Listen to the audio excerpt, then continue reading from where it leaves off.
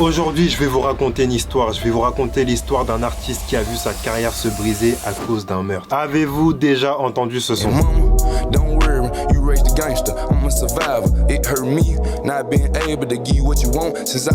Qui est ce rappeur? Comment tout ça a pu se dérouler alors qu'il était sur le chemin du succès? Pourquoi a-t-il été accusé de meurtre? Vous allez voir, c'est un truc de fou. Est-ce qu'il a bien géré son buzz? Est-ce qu'il a commis des erreurs? Vous allez tout savoir dans cette vidéo. La bonne famille, comment allez-vous? Bienvenue dans PDS Story, ce nouveau format où je vous raconte des histoires de ouf. Donc sortez votre meilleur menu 280 Maxi Best of. Nous, on veut pas de couvert en plastique. La bonne famille, j'espère que vous êtes prêts. On peut y aller. Bon, déjà, avant de commencer, on est 100 000 abonnés sur la chaîne. La bonne famille, ça fait tellement plaisir, mais je sais qu'on n'est qu'au début de la chaîne, mais il faut que je vous remercie. Et pour ça, restez jusqu'à la fin de la vidéo. Voilà, j'ai une surprise pour vous. Et en attendant, on peut y aller. PDS Story, épisode 1, on est parti. Bon, déjà les gars, avant de savoir de quoi on parle, faudrait savoir de qui on parle. La bonne famille, voici Superstar Pride, voilà. Donc il est âgé de 21 ans et il est originaire de Batesville dans le Mississippi. Donc en vrai, on ne sait pas grand chose de lui. En vrai, on ne sait pas, il n'y a pas tant de choses qui sont dites sur lui. Donc voilà, c'est vraiment le gars lambda qui vient d'un quartier aux États-Unis et qui se met à faire du rap. Le 18 octobre 2022, Superstar va sortir son premier EP. J'ai envie de dire son premier bébé, voilà. Pour moi, le premier EP, c'est le premier bijou que tu vas pondre. Et il faut savoir que ce premier EP, il le sort en total indé. Au States, ils ont l'équivalent de DistroKid, TuneCore que nous on a en France, qui sont des plateformes sur lesquelles tu peux mettre en ligne ta musique sans passer par une maison de disques. Et du coup, il décide de sortir cette EP qui s'appelle Five Leaves of Glacier. Okay, donc lui, il est tranquillement posé dans son Mississippi, il n'y a pas encore d'engouement. Donc maintenant, le 19 octobre, soit un jour après, il décide de drop le clip de ce titre.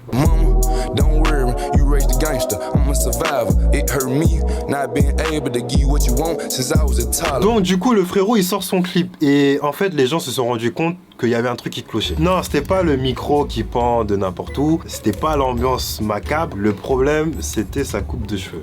Donc en vrai sa coupe de cheveux est assez spéciale, c'est vrai, et en fait ça va carrément partir en bad buzz. Il est dans une sauce monumentale, tout le monde le taille sur sa coupe de cheveux que lui voulait juste poser son meilleur freestyle, mais en vrai on va voir que ça lui a peut-être servi. Voilà. Et je m'en souviens, il y avait même un commentaire qui disait, vous voyez dans les cartoons quand il y a des explosions, et que voilà, tes cheveux sont en pagaille et que bref, il disait qu'il ressemblait à ça. Les gens ils sont en pire, voilà, bref, le gars il s'est fait tailler de partout. Mais c'est vrai que il y a une phrase que beaucoup de personnes disent, c'est qu'il n'y a pas de mauvais buzz. Voilà, quand un buzz est mauvais, c'est à toi de l'utiliser pour qu'il puisse te servir. Donc, il est dans son bad buzz, mais il faut savoir que 2 mois plus tard, le son rentre dans le top 50 USA. Donc là, vous allez me dire que le frérot, il est devant des Drake, il est devant des J. Cole. Donc là, en gros, ça y est, c'est lancé. Le frérot, il est dans son jus. Et en fait, il y a une trend qui se lance. C'est pour ça que le son a été propulsé à ce point-là. Et en fait, le but de la trend, je crois, c'est de caricaturer au maximum sa coupe de cheveux. Et il y a eu tellement de vidéos dessus, je crois il y a plus de 200 000 vidéos, bref. Je me souviens même, il y a un gars, il avait saigné la trend, lui, je crois son nom c'était Nabil sur TikTok. En fait, lui, c'est tellement investi dedans, j'ai l'impression qu'il a attendu toute sa vie pour avoir cette trend-là. Il est parti chercher un avion, un camion. Je me suis dit, ouais non, le frérot, il a investi.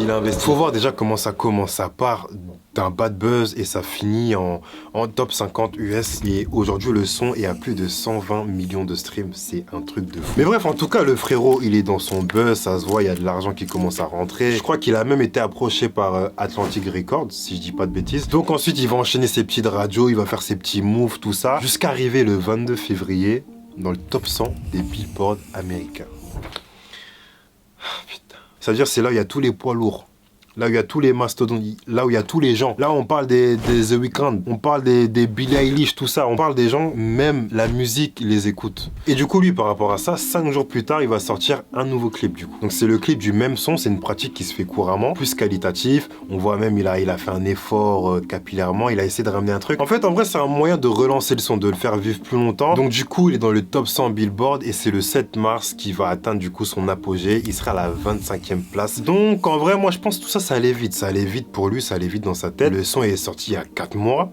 4 mois après, il est dans le top 25 des Billboard, c'est une dinguerie. T'es là, tu fais tes bails, t'as de l'engouement, tu rentres dans le Mississippi, tout le monde t'applaudit, bref, tout se passe bien pour toi, mais fallait que le drame arrive. Donc là, la question qu'on peut se poser, c'est que s'est-il passé? Pourquoi a-t-il été accusé de meurtre? Qui a-t-il tué? Qu'est-ce qui s'est passé? on y est. Alors voilà ce que l'on sait à l'heure d'aujourd'hui. Donc ça s'est passé un mercredi, voilà, un mercredi après-midi, c'était le mercredi 19 juillet. Donc Superstar est dans sa ville natale, il se balade tranquillement et il décide de se rendre chez cet homme, Marcus Weasley. Donc cet homme, Marcus, était tranquillement posé avec sa grand-mère chez lui et Superstar, lui, il débarque. Voilà, il toque à la porte, il rentre dans la maison et il pointe son arme directement sur Marcus et il commence à le poursuivre dans toute la maison. Ça part en course-poursuite et arrivé un moment, voilà, ils arrivent dans le jardin et là, Superstar, il lui tire 6 balles dans le corps. Donc Marcus, c'est un être humain, il tombe au sol. Et là, à ce moment-là, il y a sa grand-mère qui arrive, voilà, qui voit la scène, qui arrive sur le devant du jardin. Superstar commence à lui pointer son arme à feu devant elle. Et il lui aurait dit, si tu répètes ce qui vient de se passer, bah je te tue, voilà, je te mets une balle. Donc du coup, Marcus était encore au sol, il était dans le mal.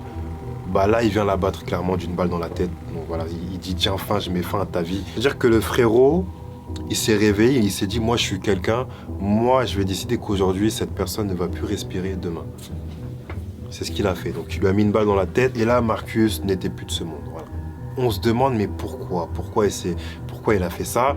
Et il faut savoir que quelques heures après, il a décidé de se rendre lui-même à la police. Donc franchement c'est super dramatique. Maintenant, il y a une chose à savoir, c'est que le Marcus en question, c'était le coiffeur de Superstar.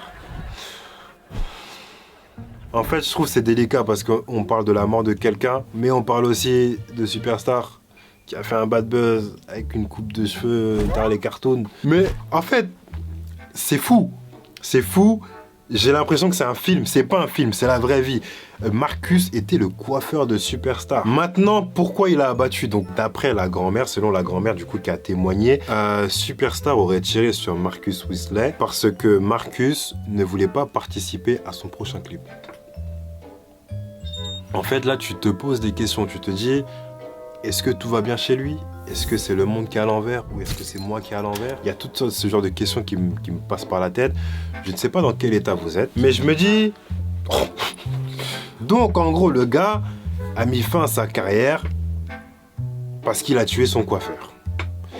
Sauf que sa carrière a débuté grâce à son coiffeur.